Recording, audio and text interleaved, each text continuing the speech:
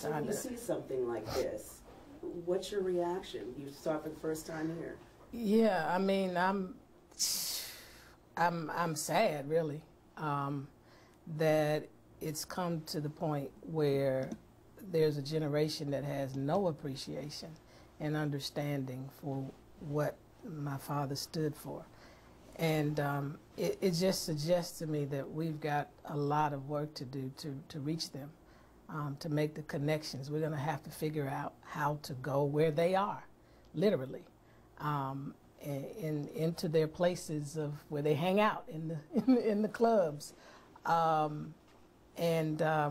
know, I just, wow. It's one thing if they want to, you know, party in celebration of Dr. King's birthday, but it's another thing when you take his actual image and suggest that he's down with it like that.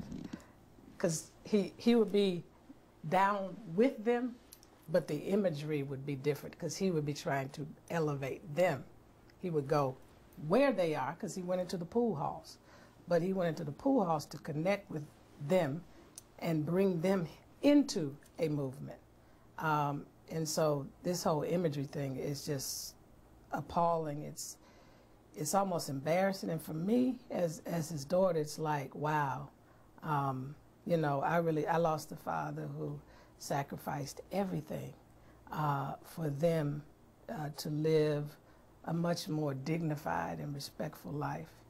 And for it to come to this is just, again, it makes me sad. Because for someone of my generation to see something like that, I am outraged. Yeah. It is so disrespectful. It is. And yet, very.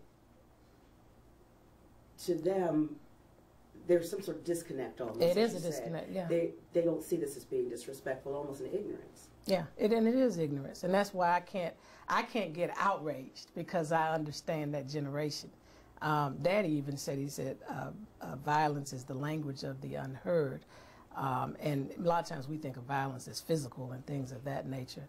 But to me, this is a form of violence because it's very demeaning and demoralizing of the imagery of such an iconic figure who helped to change our world and is still changing our world.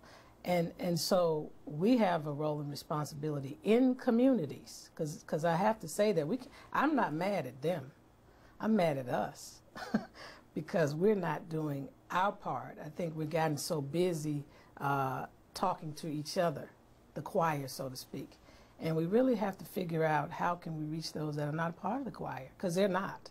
They're not a part of the movement. They're not a part of the struggle. They're not a part of what I believe is the best of who we all can be in the world. And so we got to find strategic ways in our communities to address these things. So I'm hoping that people who are in those communities, I'm going to find out where this is not the only one. Another one popped up as well.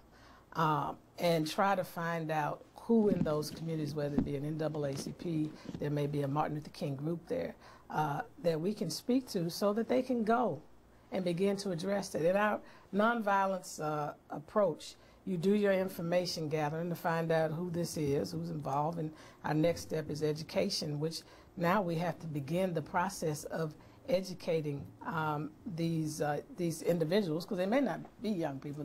Obviously they're at least 18. So we have to begin the process of educating them and helping them to see how this is insulting and how this is not truly representative of Dr. King, and work with them.